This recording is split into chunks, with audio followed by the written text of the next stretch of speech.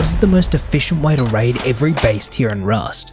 Well, let's find out, along with learning about the statistics and strategies for raiding.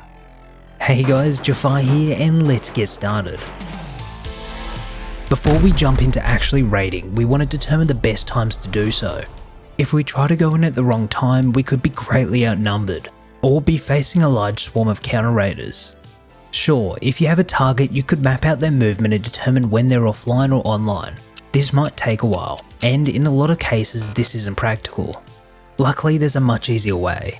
Thanks to this video sponsor Raidboy, we can automate this process. This app not only provides a quick and easy to use raid calculator, but also powerful tools that monitor the player's activity on your server. Click to find and add your server, view the currently online players, or go deeper and track an individual player's activity. The calendar makes it easy to see when they're online and offline and the best times to raid.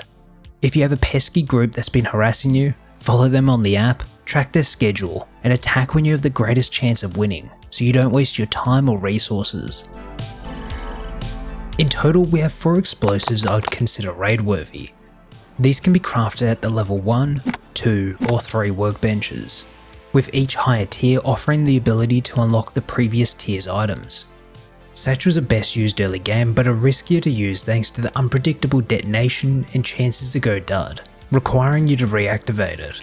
These can be crafted at a tier 1 workbench costing 840 scrap to unlock. You can also find them in these loot boxes. Explosive ammo are typically the cheapest explosive for raiding and provide a bit of splash damage, potentially allowing you to break multiple structures at once. However, firing these rounds quickly destroys your gun's durability, so factor that into your raid. The explosive rifle ammo can be crafted at a tier 3 workbench, costing 1500 scrap to unlock. Plus, I would consider getting a semi-auto rifle to shoot these with, which would add another 1712 scrap to unlock in the tier 2 workbench. You can find the Explo ammo in these boxes.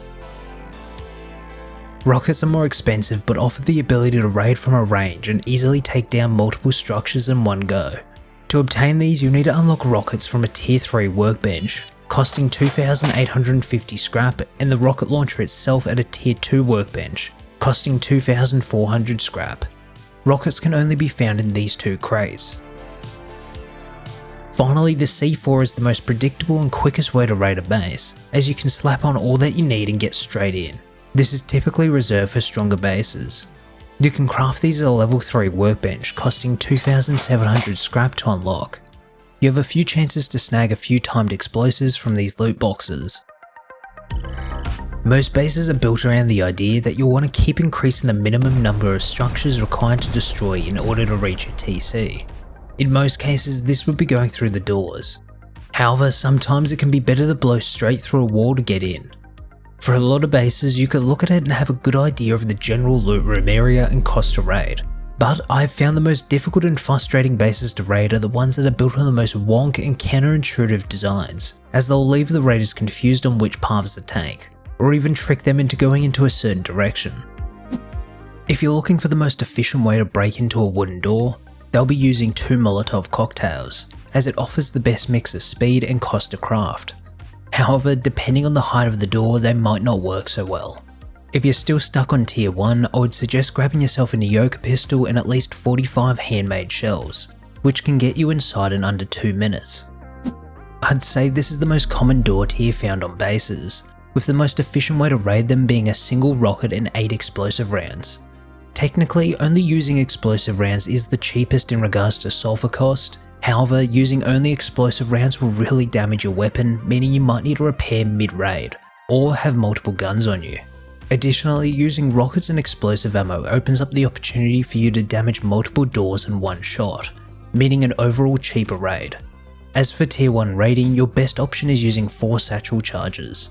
Or you could just spend 21 minutes with 23 salvaged hammers bashing on the door to take it down, which might in fact be the cheapest way to raid a sheet metal door, but at the cost of your sanity. The bane of tier 1 players is the garage door. The most cost effective way to raid one of these is using a single C4 and 41 explosive rounds. However, I would only recommend doing this if there's a single garage door. If we're facing multiple garage doors, we can use 2 rockets and 40 to 50 explosive rounds to take down 2 at once by firing in between them. This makes it by far the cheapest if we're in that scenario. If you're struggling to find rockets, you can use 2 semi-rifles and 150 explosive rounds to fire between the 2 garage doors. This will eventually break them down after around 1 minute. Always bring some spare ammo with you as you may be off by a few shots. If you're still on tier 1, your only real option is 9 satchel charges, which can be dangerous and time consuming to deal with. Or you could grab yourself 54 salvage hammers, taking 50 minutes to break one down. But at that point you might as well just gotten yourself some explosives. The final tier is an armoured door. By far the cheapest way to raid these is using 2 C4 and 30 explosive rounds. If you ever see one of these doors attached to a stone door frame, just use explosive rounds or rockets on that, as it'll be cheaper and offer the ability to destroy 2 structures at once. If you're curious, it would take 15 satchel charges to take one of these down, which isn't great compared to the other options. Also, we're now up to 90 salvage hammers, taking an hour and a half. The stats for each tier of wall also includes the hard side of ceilings, foundations, doorways, and door frames, as they all include the same health and damage resistance as walls. For a wooden wall, I would only recommend using fire damaging weapons, primarily the Molotov cocktail, but you can also use the flamethrower if you have it. Anything else is overkill for a wooden wall, which likely only secures a low loot base. The best explosive for stone walls depends on the base type and the path you're taking. The rocket launcher using 4 rockets is the most efficient explosive when you want to destroy multiple walls, if you hit in between all of them. While the absolute cheapest explosive to use for stone walls is 1 C4 and 84 explosive rounds. If you're looking for a tier 1 option, you'll need 10 satchels to take down a stone structure. Similar to the stone wall, if you need to take out multiple walls using splash damage, the rocket launcher is the most efficient option. However, if you just need the cheapest path in, you can opt for using 3 C4 and 71 explosive bullets. You can use 23 satchels to take down a single wall, but considering metal walls are commonly used in larger bases with multiple walls, this blows out to be way too many satchels to be practical. Armoured walls are likely to only be found in bunker bases or loot rooms due to their cost, so at least you know you're getting close to the loot. The most efficient and cheapest way to raid these is using 7 C4 and 31 explosive rounds. It's unlikely you're in a situation where you need to destroy multiple of these at once, and will likely know by now where the loot is. In case you're curious, it would now take 893 salvage hammers, taking over 14 hours to destroy one of these walls.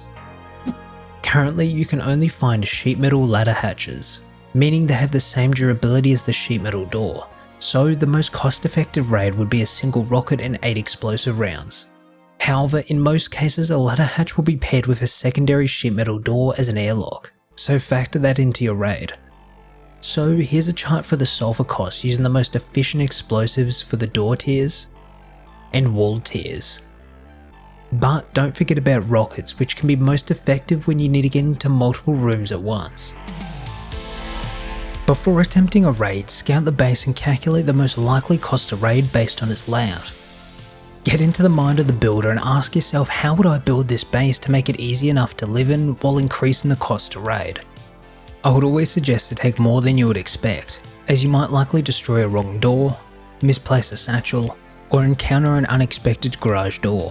Before entering, I would recommend heading over as a naked and listening for footsteps to find where they're the most active in the base. Also, commit some resources to a raid base located nearby. You may die, but having a close spawn and a spare gun may save you the raid. Sometimes a builder can slip up and place a wall the wrong way. Use this to your advantage, as you can easily break through these using a pickaxe or jackhammer, as the wall is weaker on this side. If you're using a jackhammer, keep a workbench nearby to refill it when it runs out of durability. This is best used for ceiling raiding, as once you get into the first floor, it's much cheaper to soft side up to reach the loot above. I'd say most designs built are flawed in some major way. Just based on averages, the common player builds their base with a group of mates to have fun, use a cool design, or have an easy to use loot room. These introduce weaknesses, like the centralized loot room, making it easy to take it all once inside. Ideally, the best loot rooms would be the ones spread out across the whole base. However, this would make it an annoying base to live in. Other weaknesses include a failed honeycomb, open garage doors on logout, empty traps, and ceiling rating, which can give you a free new path which the base owners might not have planned for. You can typically identify a bad design if it incorporates too many square foundations, as this means a lack of honeycombing. If you also find the base raised up or on some deep terrain, pull out a hammer and check the stability. If the foundations ever have anything less than 100% stability, they aren't foundations, and may be hiding loot below. Knowing what's unstable can also allow you to blow up the structural wall in order to break the building above, opening up more ways in for free. Once the first explosive goes off, expect a swarm of players to eventually come over. You might think that using a silencer will keep you from being heard, however it only hides the gunshot, while enemies can still hear the explosion from the ammo. Using a silencer can still be useful to reduce the overall sound, and make it harder for enemies to pinpoint your position and know what weapon you're using. It can also be good to use a muzzle boost to speed up the overall raid.